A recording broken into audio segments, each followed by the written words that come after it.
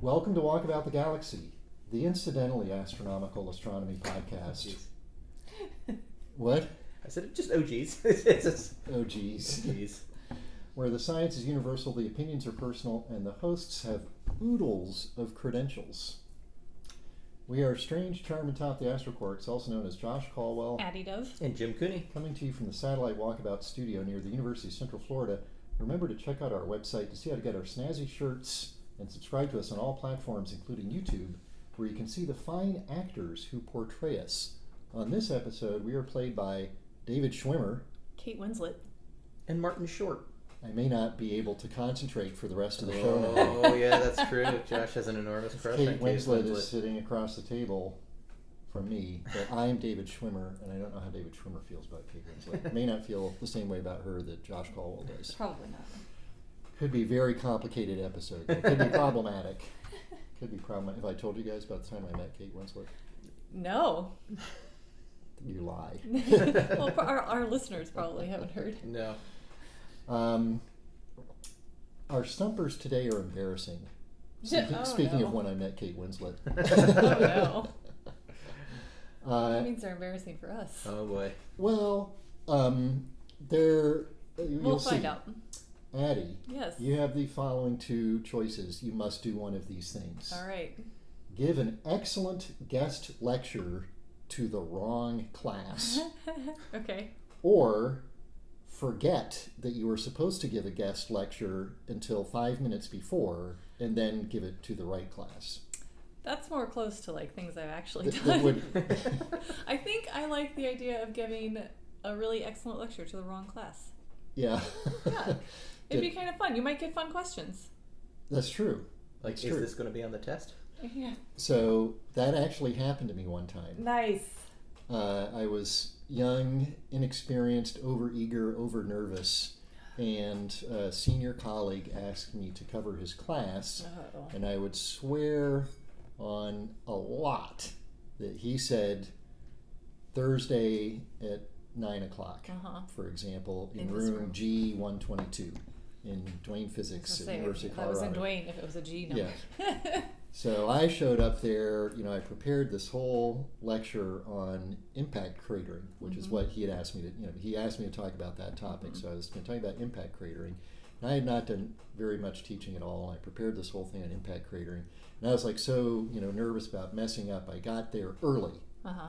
And there's the whole class is there. It's like at the strike of, 9 a.m., I launch into this whole thing about and I said, you may notice that Professor Thomas isn't here today. He asked me to talk to you about impact cratering. So I said that to the class, and then they said, does that mean we're not having a test today? And I said, that's right, because I'm giving this lecture about impact cratering, as Professor Thomas asked me to do. Uh-huh.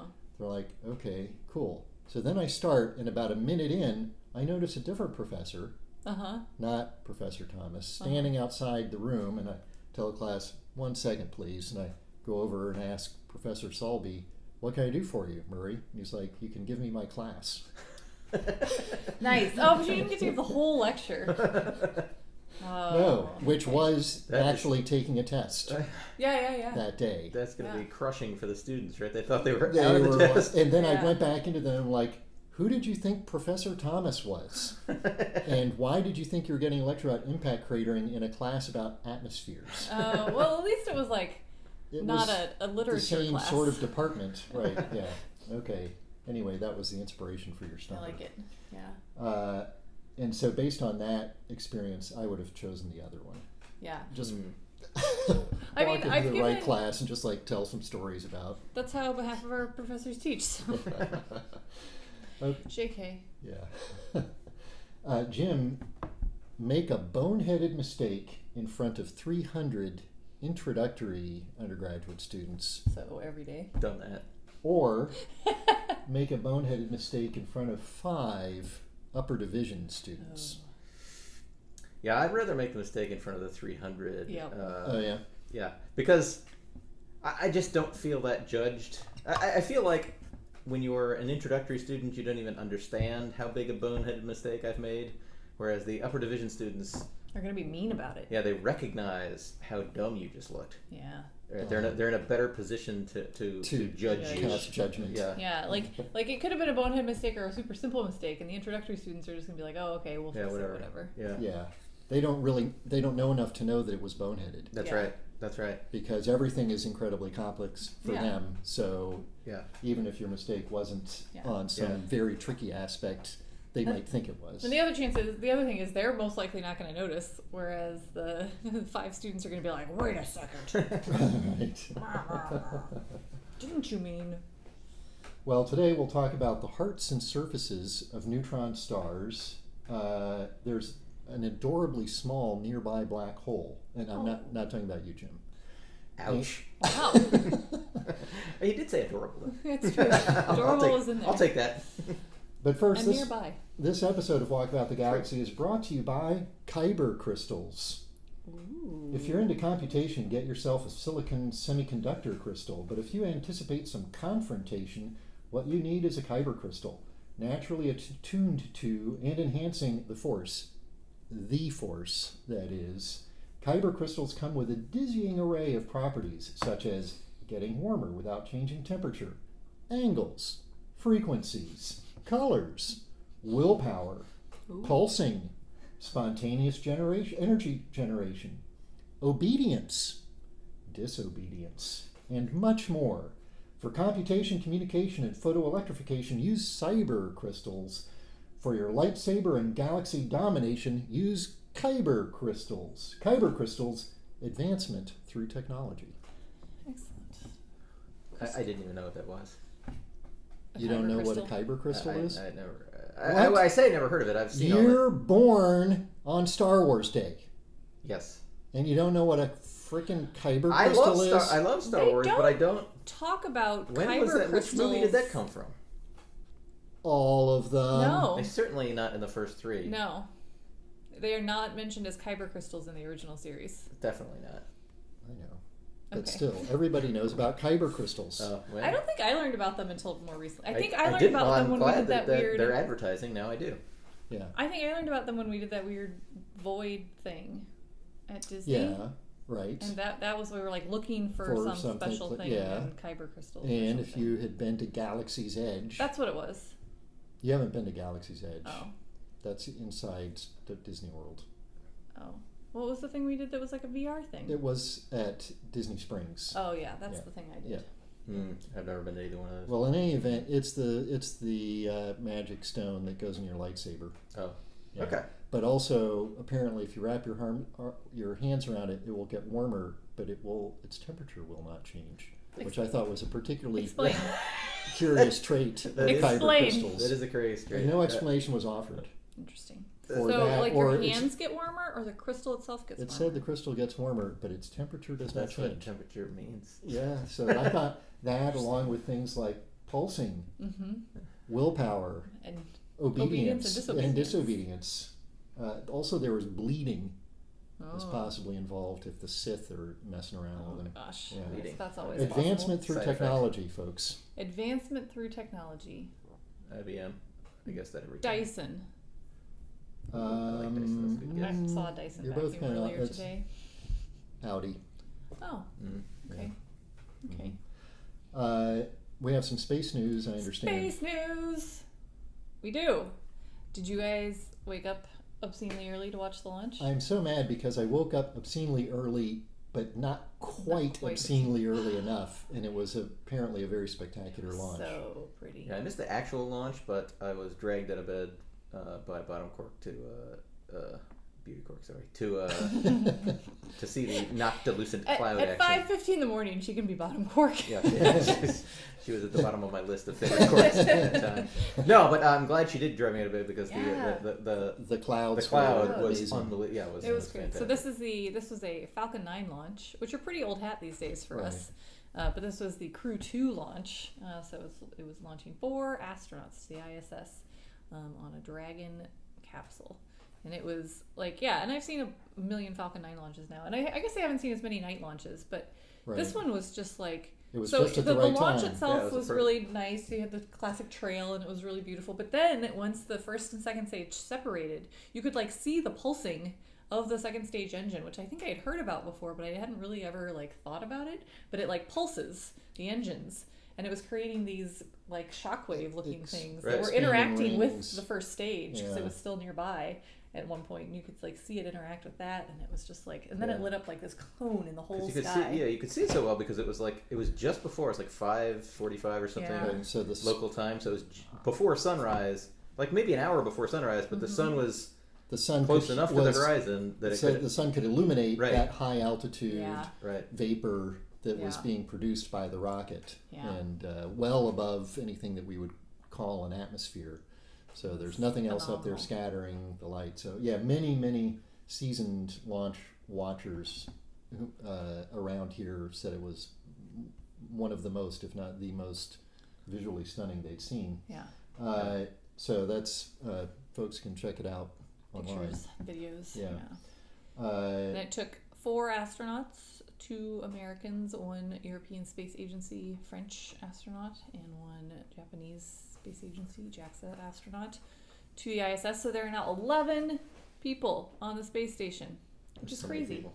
So many That's the people. most that have been there for quite some time, like a Since, decade or so. 2009 or something? Yeah, back in shuttle days. That's a party. It is a party, and it's only for a few days. The Crew 1 group is coming back, I think, Monday. Right. So Tuesday. there, at the moment, there are 2 Falcon Crew, whatever, Yeah, dragon there's 2 thingies dragons. up there. Yeah. 2 dragons at the space station. The Boeing Starliner's next test flight, unpeopled, is scheduled for late summer, August or Yeah, it September, got pushed back a tentatively. little bit more again. Yeah.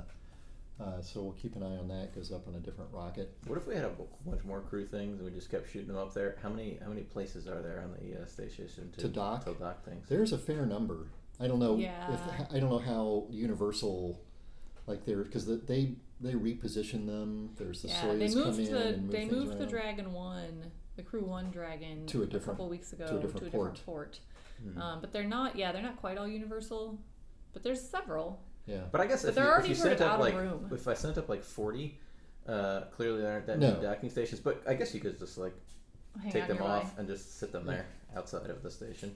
Yeah. You can I hang don't. out nearby. Yeah. But there's not really room in the ISS for all those people. No. It's That would- already That would be a party. there's already more people than beds. I have a feeling it would Right. maybe start to get a little bit rank A little smelly. Yeah, In there. They do have 3 toilets right with, now with 40 astronauts. That's not bad. because they That's not installed bad. that new toilet like Yeah. 6 months ago or something. Yeah. And so they have So it's 3 a right 4 now. docking port, 6 bedroom, 3 bathroom I think 7 bedroom. orbiting Yeah. space Yeah. station. Yeah. Yeah. Um, $400,000 sounds good. Yeah. So heading into our trivia later, Okay. there was some nerd news that follows on an episode we did a few episodes back about looking for intermediate mass black holes in a globular cluster, and the discovery that there's probably not one, but there may be a swarm of many smaller black holes in the center of that globular cluster. Remember that Vaguely. episode? Yeah. It's episode 228, I believe. Oh, that episode, yeah. Yeah, Mhm. episode 228. And so there were some stories about like, well, what do you call?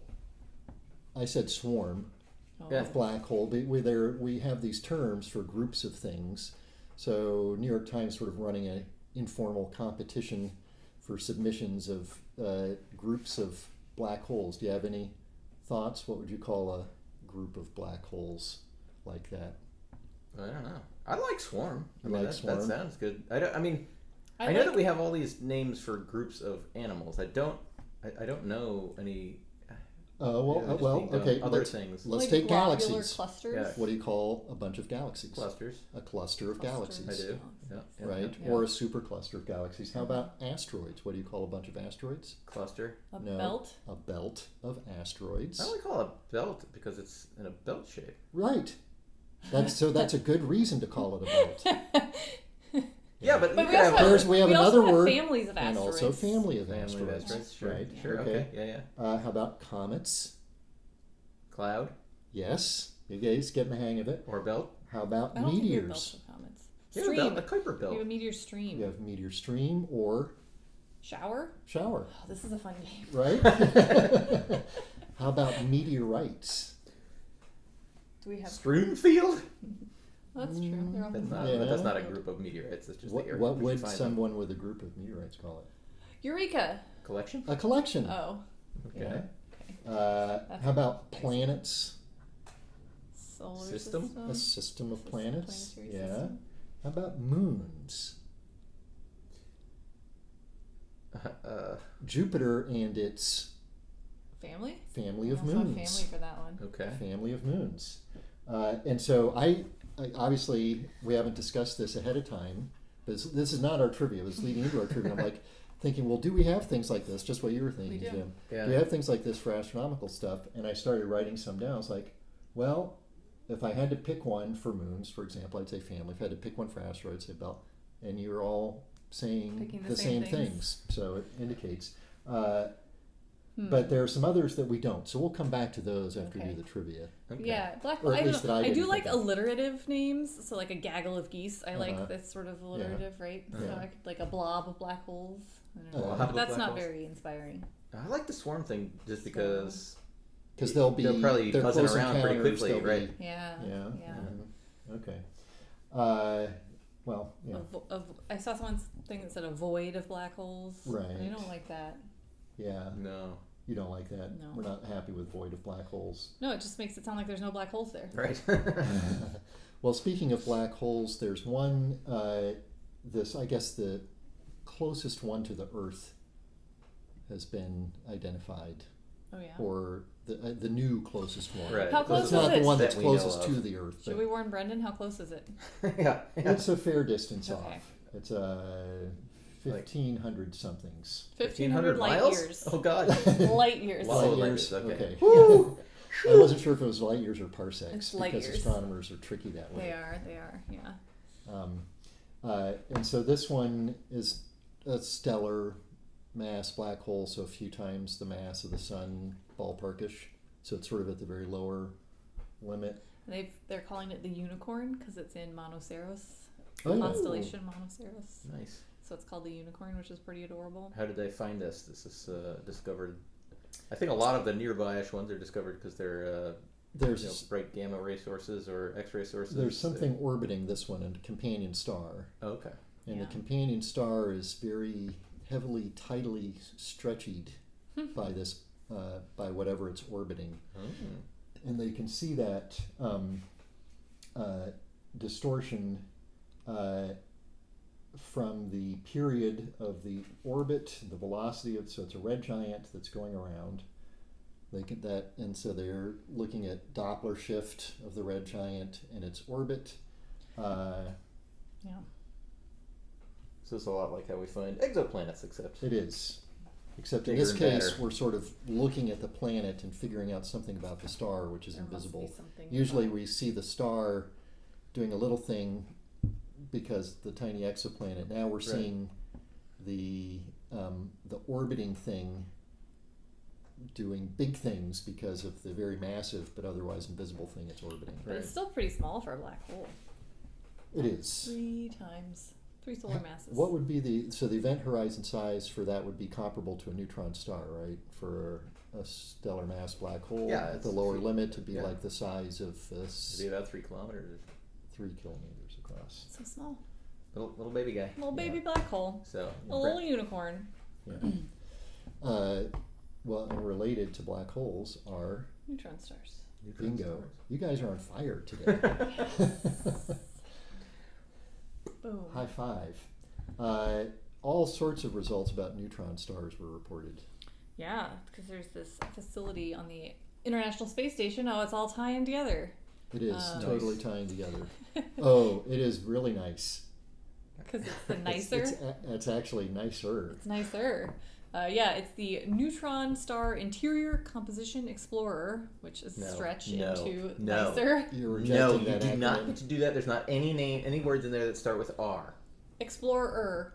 There's 2 R's in there. Why didn't You they do just not call get to arbitrarily pick any letter in any of the words and put them together and make an acronym. Also, why didn't they just call it nice? Like, was there a previous nice?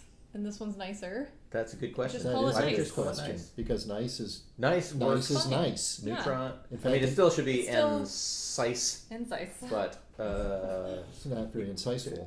you just get to skip the word star. Which is an X-ray telescope. In this case, On- nice would have been nicer. It would have. Mhm. It would have. You could just not have. Well, yeah, you kind of need star in there. Right. Neutron interior. Anyway, it's an X-ray telescope on the ISS. And there's been a series of papers released recently from a bunch of data with using NICER and some other telescopes to complement most of the papers. So this telescope looks at X-ray X-ray emission. Yep. Right. That's why it's an X-ray telescope. Yeah, makes sense. It's all hanging together. Uh-huh. Which neutron stars emit. Because of their crazy magnetic fields, right?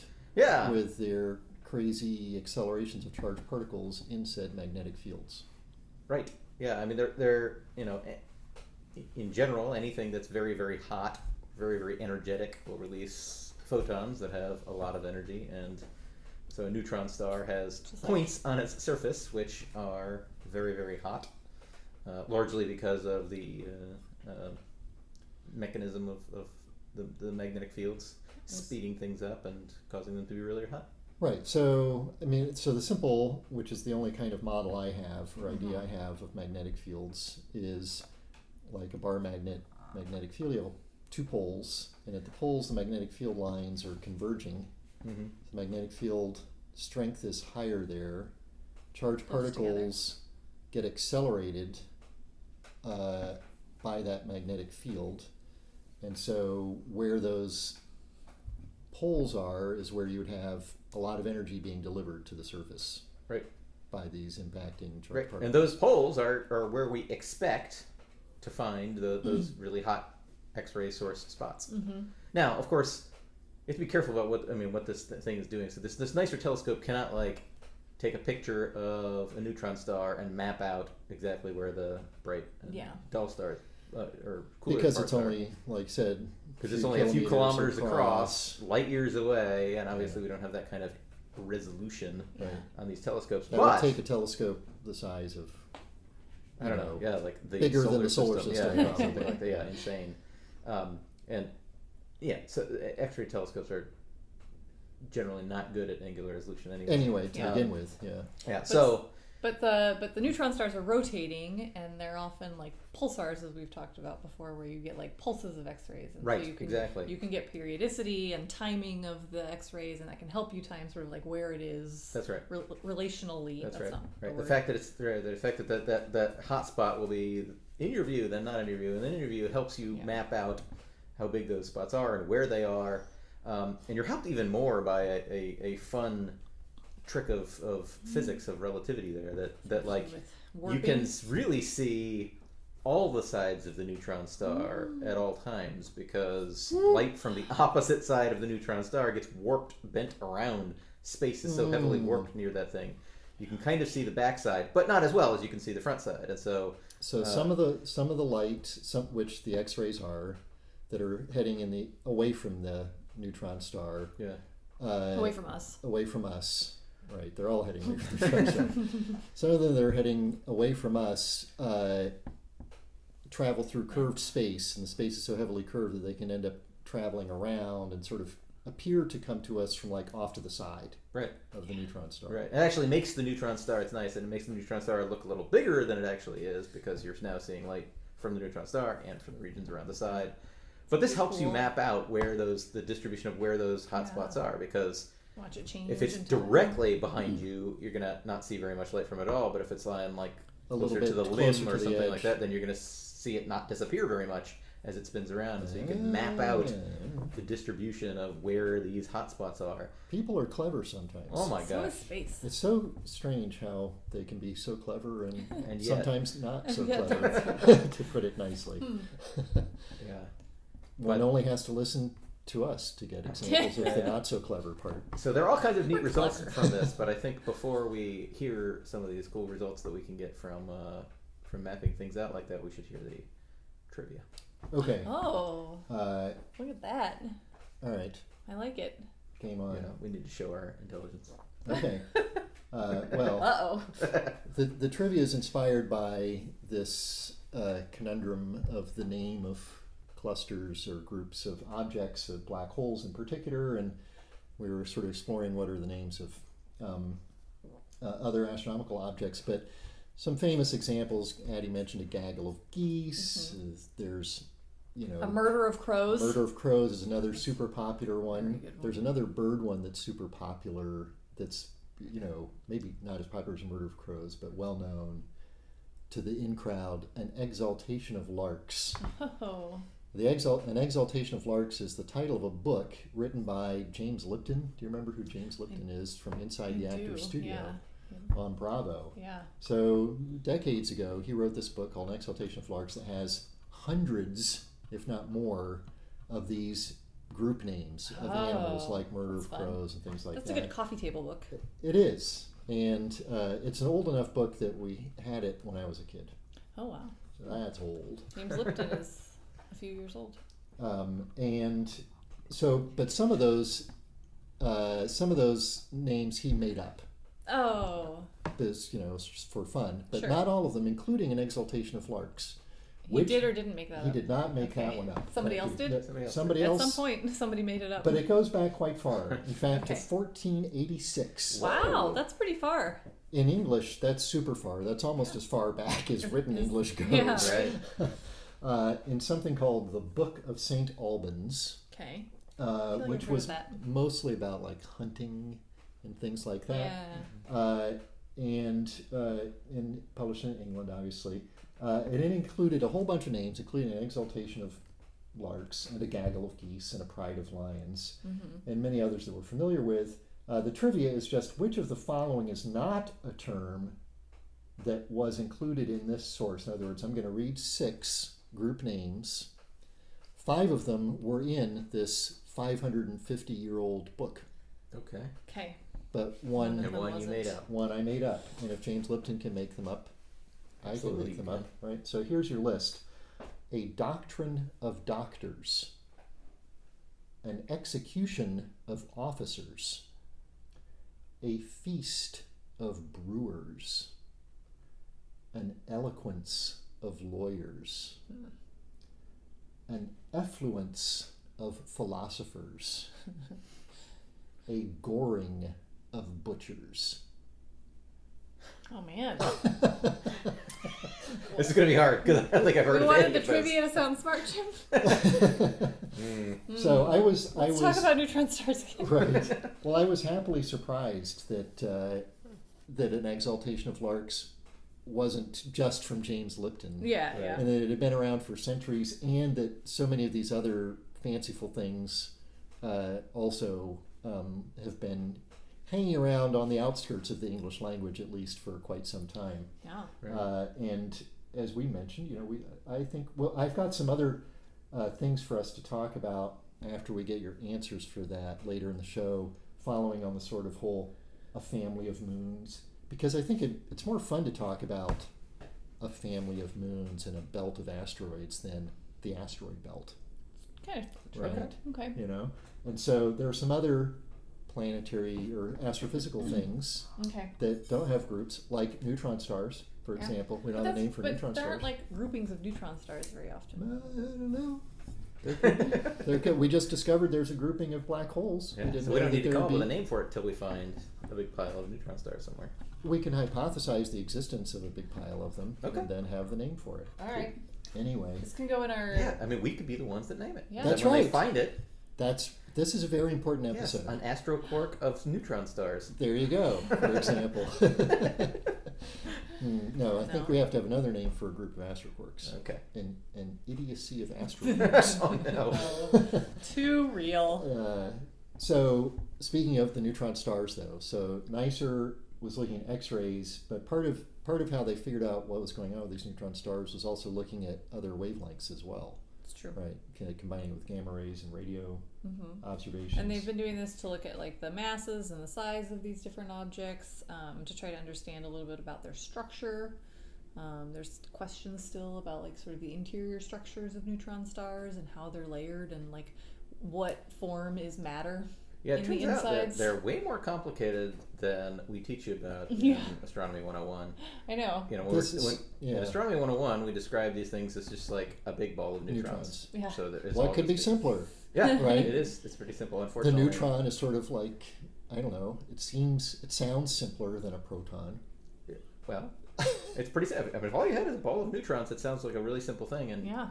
it'd be great because then you could just write down a few simple equations to describe what's happening in there, and it'd be all good. But Right. unfortunately, Yeah. that's not really what's happening. Yeah. You know, the outer layers of a neutron star are not all neutrons. It's a No. bunch of regular atoms. Uh-huh. It's yeah. It's So got why- like sort of a stellar atmosphere in a way where it's. In a sense, it's got some hydrogen and helium outside of this kind of solidish exterior of heavier atoms.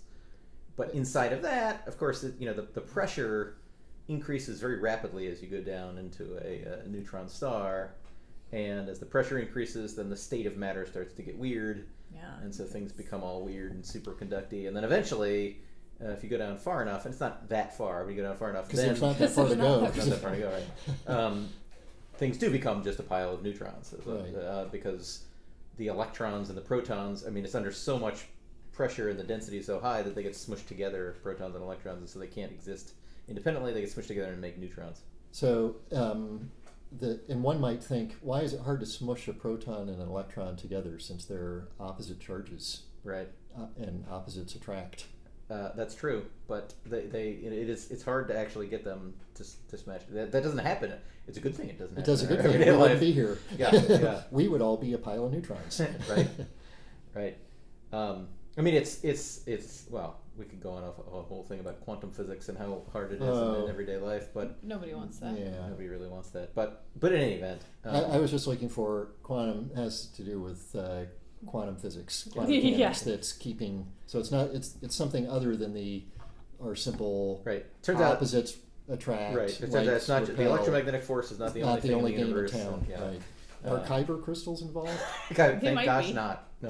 It might be. We don't know. I guess it's possible. They could be formed in the interiors of neutron stars. I suppose. Okay. That explains their like different Some of their crazy force properties. properties and yeah. But even all this part is still reasonably well understood. The least well understood part is the very center. So you go down even further, and of course the densities and pressures are even higher towards the middle, and then we're not sure exactly what happens. I mean, so because pressures and densities like that aren't something you can recreate in a physics Right. lab here on Earth, and so what happens there?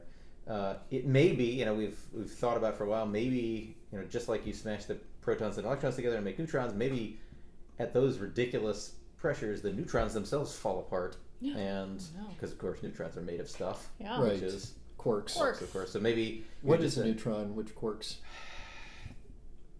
2 ups and a down, or 2 downs and an up. It's one of those, Okay, but I can't remember. that's I always fine. Ups and downs. ups and Two downs. down quarks and one up quark. 2 Two downs downs and an and up. an up. So 2 ups and a down is a proton. Right. Yep. So these 2 down. So it's smashed together, and you end up with like a super high density soup of quarks, basically, of Quark up and down soup. quarks moving around. That's our other Okay. talk show. Fairly Quark independently. Quark soup. Right. Yeah. It's on E. And what's interesting about this and what connects this to what we were talking about is what it's made of in the very center determines a cool property of the neutron star, which is like how squeezable it is, right? It's So it's squeezability. squeezability, which is a real thing that appears in the. It's also a great word. It's awesome. Squeezability. Should Squeezability. be used more often. Yeah. I judge a lot of people's The faces. Whether older- squeezability- The older I Oh, get, wow. the more frozen pizzas I eat, the good more way. squeezable I get. Okay. Good way. So is more squeezability a good thing? Yeah. Do you judge people It doesn't- positively for squeezability But or like negatively? squeezability, positively, squeezability has nothing necessarily to do with. It has to do with like friendliness and stuff too, right? If that's it's true. humans, Yeah. like yeah. you're very squeezable and cuddly. Yeah. My cat is very squeezable. Oh Okay, yes. yeah. One of them. Yeah, but so The good are one. neutron The other one's stars so much. are neutron stars squeezable or not? Is the question. Yes. So, and one way to answer that is if you had a way to measure That's one both way to answer the mass of a neutron star and its radius, because Mm. by squeezability we mean it's like if you took a neutron star that was 1.6 times the mass of the sun and added on more stuff to make it 1.7 times the mass of the Does it sun. get bigger, or Does it get how bigger fast, or does it get smaller bigger? or stay the same Smaller? size or what? So I mean, if it stays the same size or it gets smaller, then it's quite squeezable, right? Right. If gets bigger, then it's not squeezable. Giant planets are famously squeezable, which is why Right. Jupiter, 3 times the mass of Saturn, is about the same size. Right. And in fact, at some point, you keep adding mass to a thing, it's going to get smaller. This happens with white dwarfs, right? I mean, the higher the mass of a white dwarf, the smaller the radius of the thing. So they found an object in this study that was about 1.4 times the mass of the sun and 16 kilometers across, and that's like 50% more massive than some other object that they've seen before, but the same size. Same size. So that indicates, I think, a kind of medium level of squeezability. That is mediumly squeezable. But that's interesting and important because we have all these different models for what might be going on. Like, is it neutrons all the way down, or is it a quark soup, or turtles? And all of those things have Turtles different not so squeezability. So basically, we've ruled out we basically ruled out the most squeezable options, which are the quark soup ones, and the least squeezable options, which is the no quarks. which is absolutely no quarks. Okay. And we're left with something in between, which is maybe there's some So quark it's- soupiness and some neutrons. Like the center of the Tootsie Roll Pop. Yeah, but it's nice. Anytime you can rule out whole bunches of models, that's nice. So does It's that like egg drop soup. does where you that got the tell main us something soup and then... fundamental about those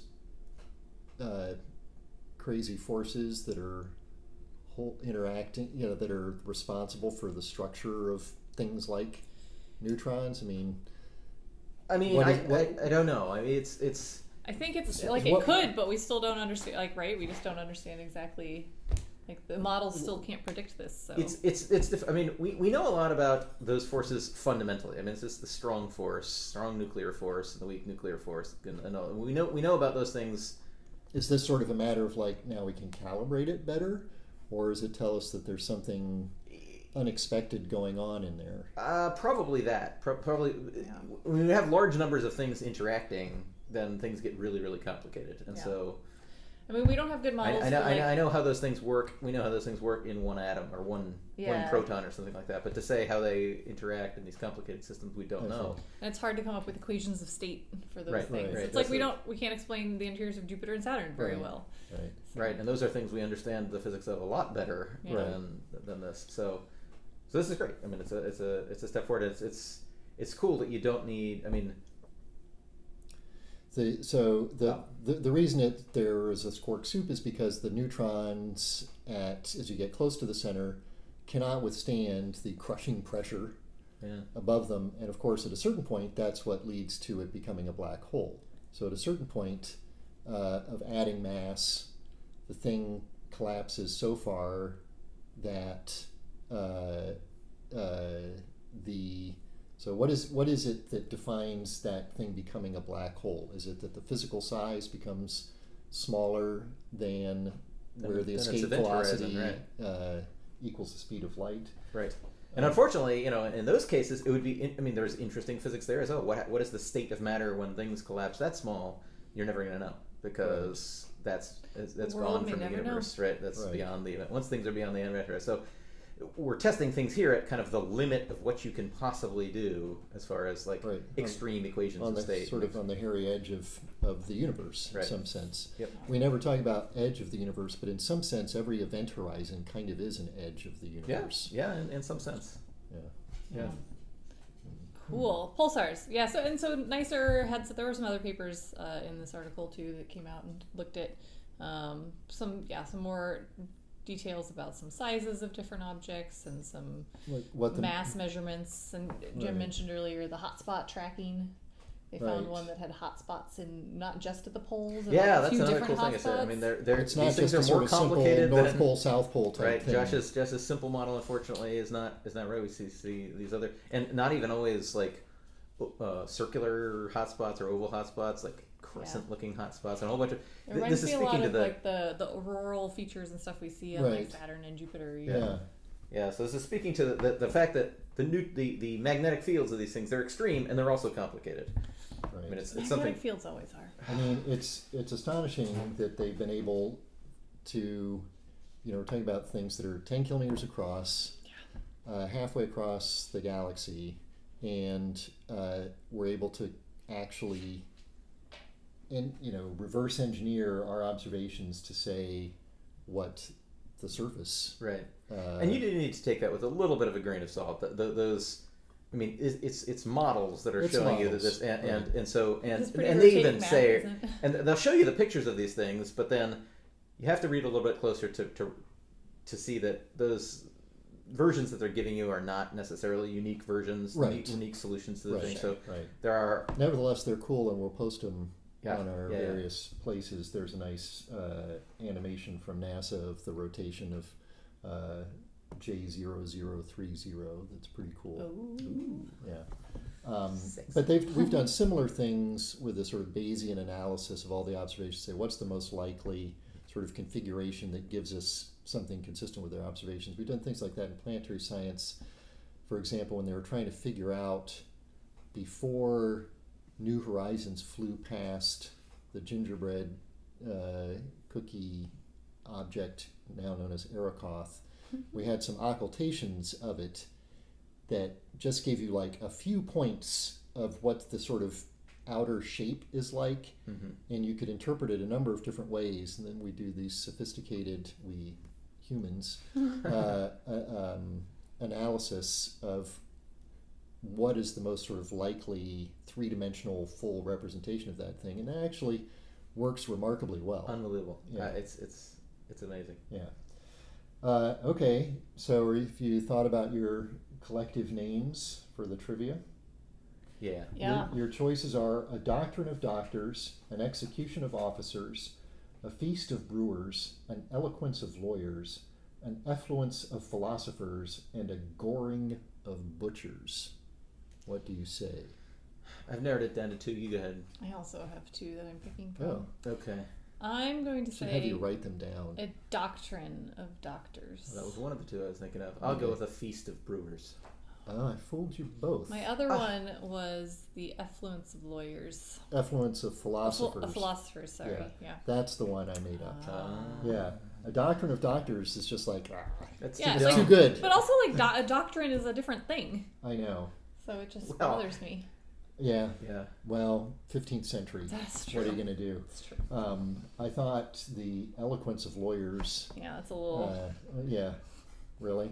Of course. Yes. Anyway, we won't go Lawyers there. came up with that. Yeah. And effluence. I was just looking for the alliteration that you're fond of, Addie, with that, and I was like, okay, something with an F sound. Effluence. I liked the Feast of Brewers. That was fun. Yeah. So we talked about like family of moons, shower of meteors. Those are fun. I like saying shower of meteors instead of meteor shower. Okay. What about these craters? These are ones where I don't think we have. This is our opportunity to make our imprimatur on the lexicon. A cluster of craters. Yeah, but we already have cluster. Don't we have to come up with something better? How about an acne of craters? No. No. But, I don't know. Okay. A dimpling of craters? A dimpling of craters. I like that. All right. How about nebulae? Nebulas. So those are really pretty usually, and sort of like cloudy. Yes. They're colorful, cloudy, translucent. I was thinking of a haunting of nebula. Ooh, I like that. That's very nice. Okay. How about interstellar dust, Addie? A spattering. A spattering? Smattering? A smattering. of A interstellar smattering dust. of I like dust. that one. Yeah. A smattering of dust. How about sunspots? That definitely comes in groups, and maybe there actually even is a name Probably for is groups a of name sunspots. for sunspot. It's probably groups. just groups. Sunspot. I feel yeah, like it's definitely also can be clusters. which can definitely be improved upon. What'd you say about I think there's They like often appear in pairs, pairs? but that's boring because That there's is- sometimes more than two. Right. A sunspot group is defined as a collection of sunspots that belong to Yeah. the same outcropping of magnetic flux. A group of That's too sunspots. stupid. That's not When a interesting. spot becomes large enough, it develops an egg-like form. But How they're about- called groups. How about solar flares? A flatulence. Oh, I like it. The flatulence of solar flares. Okay, know. all right. Maybe work on that one a little bit. Good enough. For interstellar dust, I was also thinking you could have an obscuration Oh, that's of good. interstellar dust. It depends on if you're If pro it's a little interstellar bit- dust or anti Yeah, that's right. Yeah, smattering or an obscuration. Yes, Well, it's fun. well, it may have felt like reading a book in Old English. It was just another episode of Walkabout the Galaxy. Write us a review in Old English Ooh. on ancient paper using ancient ink and pretend to unearth it from a long buried vault and then call a tabloid or just post it and see what happens. Yeah. Nice. Yeah. Be sure to follow us on Facebook and Instagram to get all our updates, and check out our website at walkaboutthegalaxy.com. Subscribe to our YouTube channel where you can see most of our episodes, some of our bloopers, and all of our music videos. Catch up on old episodes wherever you get your podcasts.